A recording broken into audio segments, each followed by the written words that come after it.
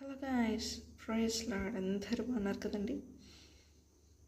ఈ వాగ్దానాలు విశ్వసించి నమ్మికతో పలకండి. రండి వాగ్దానాలు చదువుదాం.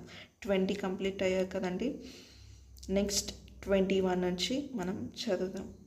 రండి. 21 యెహోవా నీవు నన్ను స్వస్థపరచుము, నేను స్వస్థత నొందెదను. నన్ను రక్షించుము, నేను రక్షించబడుదును. ఇర్మియా 17:14. 22 నేను విశ్వాస మూలంగా జీవించదను. 2 కొరింథీ 5:6. 23 నా దేవుడైన యెహోవా చీకటిని నాకు వెలుగుగా చెయ్యును.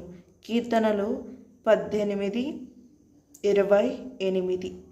24 ఎత్తైన స్థలముల మీద నన్ను నిలుపుచున్నాడు. కీర్తనలు 18:33.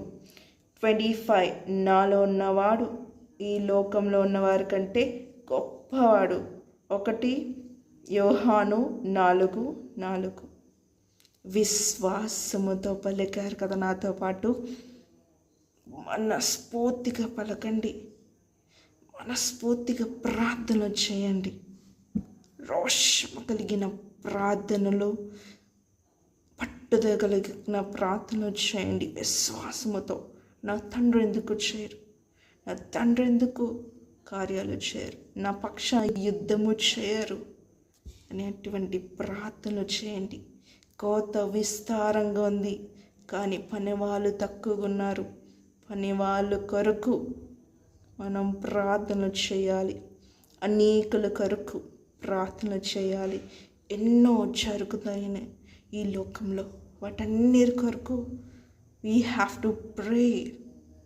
అన్నిటి కొరకు నమ్మికతో, విశ్వాసముతో, నిరీక్షణతో, పట్టుదలతో ప్రార్థన చేయాలి. ఓకే, వాక్యాలు విశ్వాసముతో పలికారనుకుంటున్నాను.